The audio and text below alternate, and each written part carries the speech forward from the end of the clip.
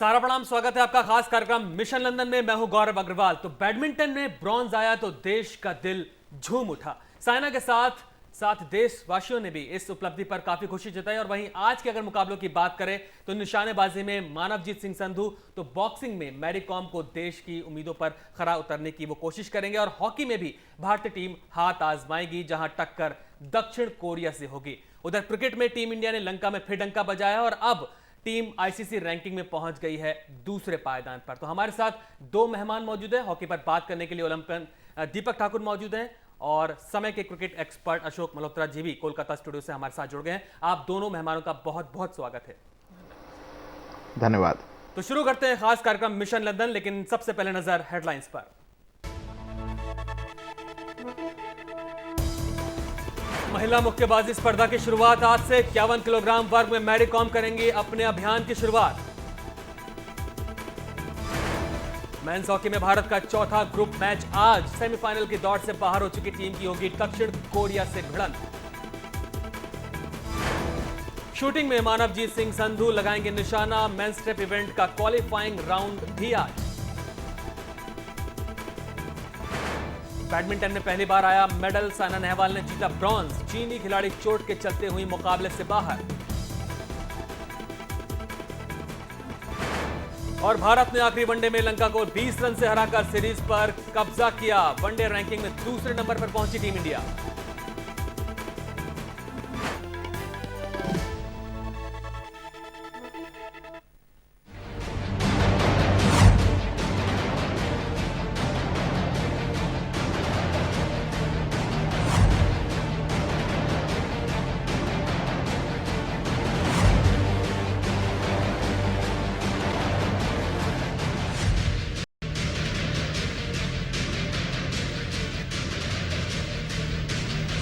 तो शुरुआती 3 मुकाबले हारने के बाद भारतीय हॉकी टीम के हौसले हिल चुके हैं। आज भारतीय टीम अपना चौथा ग्रुप मैच खेलेगी, जिसमें टक्कर दक्षिण कोरिया से है। हालांकि इस टीम के खिलाफ हाल के मैचों में ज्यादातर नतीजे भारत के ही पक्ष में रहे हैं। सेमीफाइनल में पहुंचने की उम्मीदें तो तीसरे ग्रुप मैच में जर्मनी के हाथों हार के साथ ही खत्म हो गई थी। तो हॉकी में भारत के लिए मुश्किल चुनौती एक बार फिर सामने होगी। दक्षिण कोरिया से टक्कर है। आज सीधे लंदन का रुख करते हैं। संवाददाता शैलेश चतुर्वेदी हमारे साथ जुड़ गए हैं। शैलेश, इस ओलंपिक में कुछ ऐसे खेल रहे जिसमें खिलाड़ियों ने काफी निराश किया। इस बार कम से कम हॉकी से तो काफी उम्मीदें बंध ही चुकी थी, लेकिन नतीजा वही सिफर ही रहा है। तो क्या माना जाए, कमी कहां दिखती है? इस ओलंपिक में अगर सबसे निराशाजनक जो चीज़ें रही हैं उनकी बात करें तो आर्चरी ने सबसे ज़्यादा निराश किया है और हॉकी ने सबसे ज़्यादा निराश किया है, क्योंकि हॉकी से मेडल की भले ही उम्मीद ना हो, लेकिन ये माना जा रहा था कि अब कम से कम भारतीय टीम दूसरी टीमों को टक्कर देती दिखाई देगी। लेकिन जिस तरह से मैचेस हारे हैं वो बहुत ही निराशाजनक है। और ये इस ओलंपिक्स के बाद हॉकी इंडिया को कुछ कड़े कदम ज़रूर उठाने पड़ेंगे। खिलाड़ियों को बताना पड़ेगा कि वो खेल से बड़े नहीं हैं और बहुत सारी चीज़ें कोच के साथ बैठ के बात करनी पड़ेगी कि क्या वाकई यही रणनीति है जो भारत के आगे काम आने वाली है। और ये पूछना पड़ेगा कि क्या वो अपनी रणनीति लागू नहीं कर पा रहे हैं या रणनीति बना नहीं पा रहे हैं। ये बहुत सारे सवाल हैं, लेकिन अभी कम से कम उसके लिए ओलंपिक्स खत्म होने का इंतजार करना पड़ेगा और उम्मीद यही करें कि कम से कम कोरिया के खिलाफ थोड़ा बेहतर भारतीय टीम खेलती बिल्कुल बिल्कुल। तो कई सारे सवाल निकल के सामने आ रहे हैं। दीपक ठाकुर हमारे साथ मौजूद है। दीपक, जिस तरीके से शैलेश ने एक बात कही कि कभी कुछ सीनियर खिलाड़ियों को भी समझाना पड़ेगा कि टीम के हित को देखें, और वहीं अगर कोच नॉब्स की बात करें तो या तो वो रणनीतियां नहीं बना पा रहे हैं या फिर रणनीतियों पर खिलाड़ी काम नहीं कर रहे हैं। क्या वजह, क्या मानते हैं आप?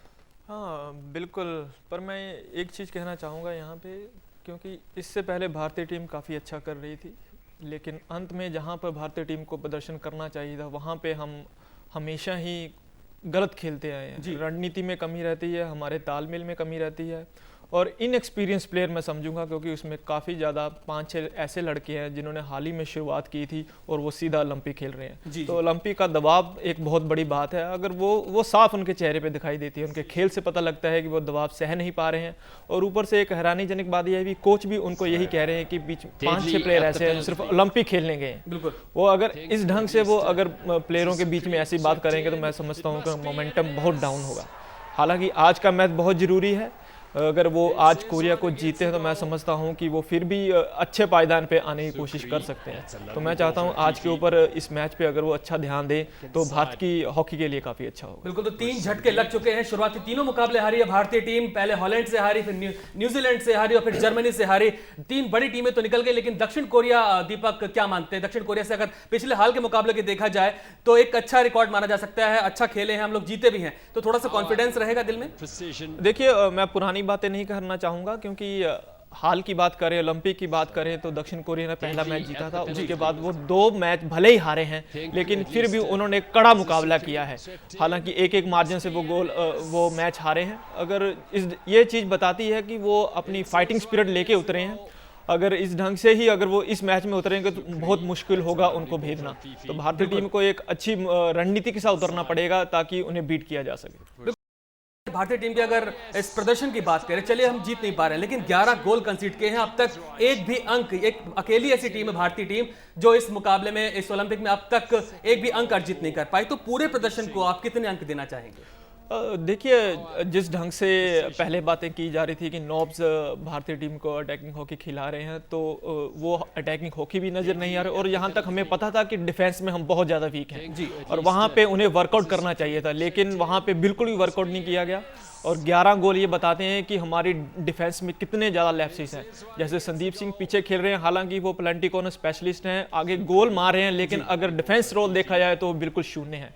तो इस ढंग से पता है कि हमारी डिफेंस में बहुत लैप्सेस है और इसी का फायदा दूसरी टीमें उठा रही है। बिल्कुल, आखिरी सवाल है आपसे दीपक। 2004 एथेंस ओलंपिक की बात करें तो भारतीय टीम ने 9वां स्थान हासिल किया था और उसके बाद बीजिंग ओलंपिक स्किप किया था। इस बार आपका कौन सा लगता है कि नंबर आने वाला है भारतीय टीम का?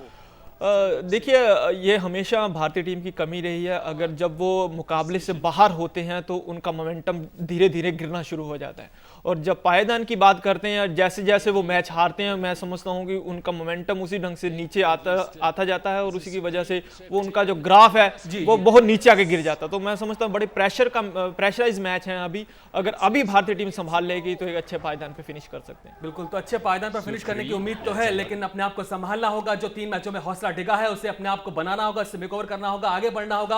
आज मुकाबला दक्षिण कोरिया से है, देखते हैं कि नतीजा क्या रहने वाला है। लेकिन हॉकी के अलावा आज महिला बॉक्सिंग के मुकाबले शुरू हो रहे हैं जहां मैरी कॉम भारत का प्रतिनिधित्व करेंगी। शूटिंग में मेंस ट्रैप इवेंट में मानवजीत सिंह संधू पर नजरें होंगी। और कौन कौन से इवेंट हैं जिसमें भारतीय खिलाड़ी अपनी चुनौती पेश करेंगे, देखते हैं इस खास रिपोर्ट में। लंदन ओलंपिक में पहली बार महिला मुक्केबाजों को ओलंपिक में हिस्सा लेने की अनुमति मिली है। तो एक बार फिर लंदन चलते हैं संवाददाता शैलेश के पास। शैलेश, छुट्टी का दिन है और बड़े मुकाबले भी होने वाले हैं आज, यानी दुनिया भर की दिलचस्पी आज और बढ़ जाएगी क्योंकि आज कम से कम ये तो तय हो ही जाएगा कि दुनिया का सबसे तेज धावक कम से कम कौन है। आमतौर पे लंदन में शनिवार और रविवार का दिन बड़ा ही खामोशी भरा रहता है, सड़कें खामोश होती हैं, ट्रैफिक बहुत कम होता है। लेकिन ये रविवार जो है बहुत ही हैपनिंग होने वाला है क्योंकि 2 बहुत बड़ी चीज़ें इस रविवार को होने वाली हैं। दोपहर में रोजर फेडरर और एंडी मरे के बीच मैच होगा और अब सब जानते हैं कि एंडी मरे लोकल फेवरेट हैं और रोजर फेडरर का विंबलडन से जो नाता है वो भी हर किसी को मालूम है। और जब रात होगी तो पता चलेगा कि दुनिया का सबसे तेज़ धावक कौन है, यूसेन बोल्ट अपना दबदबा बरकरार रख पाते हैं या नहीं, ये सारी चीज़ें। तो दिन में टेनिस और टेनिस का सबसे बड़ा मुकाबला और रात जब होगी तो 100 मीटर की दौड़ जो ओलंपिक की सबसे ग्लैमरस चीज़ मानी जाती है वो होगी। यानी ये संडे आप आराम नहीं कर सकते, आपको सड़कों पर स्टेडियम में आना ही पड़ेगा। बिल्कुल, तो हर किसी की नजरें होंगी यूसेन बोल्ट पर। आज तय हो जाएगा कि दुनिया का सबसे तेज धावक कम से कम कौन है, ये इसका आज फैसला हो जाएगा। आगे बढ़ते हैं। लंदन ओलंपिक्स में ब्रॉन्ज जीतकर देश का मान बढ़ाने वाली साइना नेहवाल अपने इस प्रदर्शन से काफी खुश हैं और उन्होंने इस पदक को देश को समर्पित किया है। साइना नेहवाल का सबसे बड़ा सपना पूरा हुए कुछ घंटे हो चुके हैं। साइना, जब आप मेडल हाथ में लेती हैं तो कहीं ऐसा डर तो नहीं लगता कि सपना टूट जाएगा, आंख खुल जाएगी? काफ़ी हैवी है ये, तो मैं सोच ही नहीं सकती टूटेगा सपना। तो ब्रॉन्ज आया है, देश में खुशी की लहर है चारों तरफ। लंदन का रुख करते हैं, शैलेश से ही बात करते हैं। शैलेश, साइना हमेशा से ही ये बोलती है कि लोगों का सपोर्ट मैदान पर उन्हें बहुत हौसला देता है और लगता नहीं कि कल जब साइना ने ब्रॉन्ज जीता तो इस सपोर्ट में कोई कमी दिखाई दी होगी।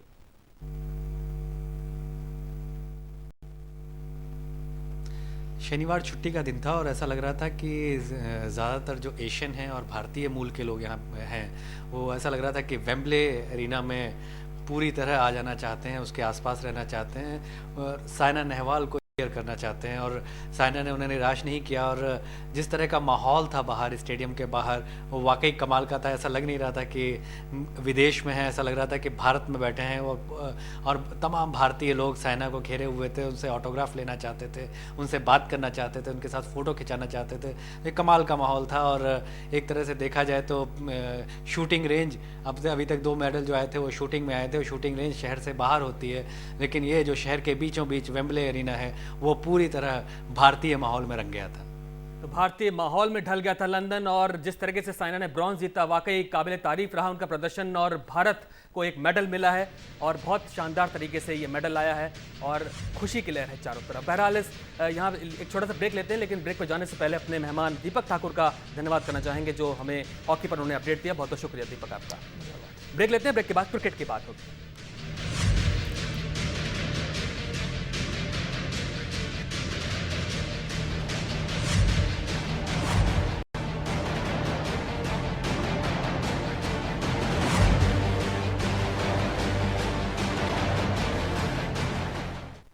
ब्रेक के बाद आपका फिर स्वागत है। भारत श्रीलंका वनडे सीरीज के 5वें और आखिरी मैच में भारत ने मेजबान श्रीलंका को 20 रनों से हरा दिया। इसके साथ ही 5 मैचों की सीरीज पर 4-1 से कब्जा कर लिया भारतीय टीम ने, और all rounder Irfan Pathan man of the match घोषित हुए। ओलंपिक खेलों की वजह से भारत श्रीलंका वनडे सीरीज को ज्यादा सुर्खियां नहीं मिली, लेकिन सीरीज के नतीजे ने वनडे रैंकिंग में भारत को चौथे पायदान से उठाकर दूसरे नंबर पर पहुंचा दिया है। तो टॉस जीतकर पहले बल्लेबाजी करते हुए भारतीय टीम ने 294 रन बनाए, और जवाब में श्रीलंकाई टीम 274 पर आउट हो गई। 20 रन से उन्हें हार का सामना करना पड़ा। अशोक जी हमारे साथ मौजूद हैं, क्रिकेट एक्सपर्ट। अशोक जी, जिस तरीके से रिजल्ट एक्सपेक्टेड था 4-1, जैसा कि आप हमेशा से बोल रहे थे कि ये रिजल्ट कम से कम 4-1 तो नतीजा होना ही चाहिए, कई सारी बातें हुई, कभी प्रदर्शन सेकंड मैच में खराब रहा, कभी आपने कहा कि टीम कॉम्बिनेशन में कुछ बदलाव करने चाहिए, कभी रोहित शर्मा को बाहर बैठाने की बात कही आपने, कभी बेंच पर बैठे खिलाड़ियों को मौका देने की बात कही, लेकिन सबके बीच में अगर प्रदर्शन की बात करें तो इस प्रदर्शन को आप कैसे आंकते हैं पूरी सीरीज के?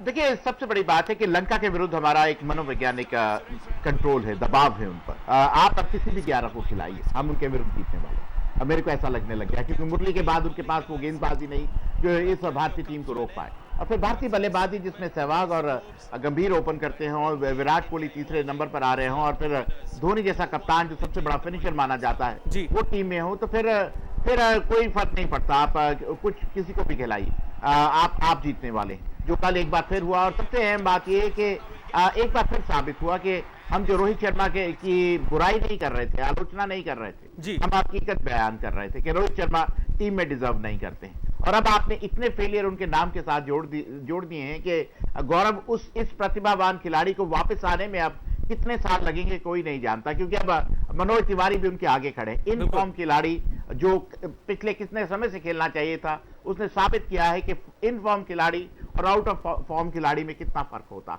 वो देखने को मिला। बिल्कुल। और इरफान पठान के बारे में क्या कहना चाहेंगे अशोक जी? दूसरी बार उन्होंने 5 विकेट लिए हैं श्रीलंका के खिलाफ, बहुत शानदार प्रदर्शन रहा है उनका। देखिए, इस बार उनका अच्छा इस्तेमाल किया है, कहते हैं captain can make a bowler. तो इस बार धोनी ने उन पर कहते हैं उनकी पीठ पर हाथ रखा है, आप पीठ थपथपाई है। इससे पहले उनको काफी नजरअंदाज कर रहे थे, इस बार उनको बल्लेबाजी सही वक्त पर दी गई, जहां उन्होंने आपको मैच जितवाया, अब धोनी के साथ अच्छी साझेदारी की और फिर 5 विकेट लिए। तो कहीं ना कहीं ये दर्शाता है कि इरफान को अगर आप ठीक तरह नर्चर करें, ग्रूम करें, तो फिर वो आपके लिए कारगर साबित हो सकते हैं। और 2020 क्रिकेट में आप इरफान के बिना भारतीय टीम की अब अपेक्षा नहीं कर सकते। उन्होंने अपना कहते हैं कि अपनी मोहर लगा दी, बिल्कुल मोहर लगा दी। लेकिन अशोक जी, अगर इस सीरीज को कहा जाता है कि T20 वर्ल्ड कप के मद्देनजर देखा जा रहा था, और इस टीम में अगर 2-3 चेहरे ही बदलेंगे जो T20 वर्ल्ड कप में जो टीम खेलने उतरेगी, तो इन खिलाड़ियों के अगर प्रदर्शन की बात करें, व्यक्तिगत प्रदर्शन की बात करें, तो आप कितने सहमत दिखाई देते हैं? ज्यादा बदलाव आपको दिखेंगे नहीं 2020 क्रिकेट में। यही अपेक्षा कि आप मनोज तिवारी को फिर रोहित शर्मा के पीछे लाइन में ना लगना पड़े, ये मेरे लिए चिंता का विषय। और मैं अशोक डिंडा को खेलना चाहिए। अशोक डिंडा, सबसे बड़ी बात है कि एग्रेसिव गेंदबाज हैं, विकेट टेकिंग गेंदबाज हैं।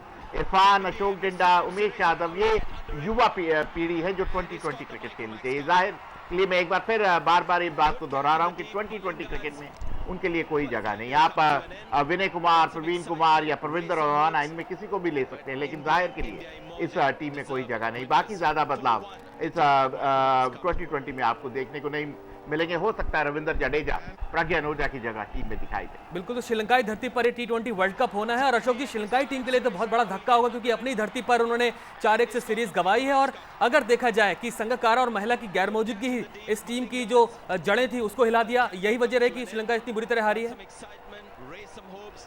जी हाँ, बिल्कुल। संघा का ना खेलना, जयवर्धने का ना खेलना, और सबसे बड़ी बात है कि जैसा मैंने कहा कि साइकोलॉजिकल द एज हमारे पास है लंका के विरुद्ध। लंका के विरुद्ध हम जहां भी खेलते हैं भारत का डंका बजता है।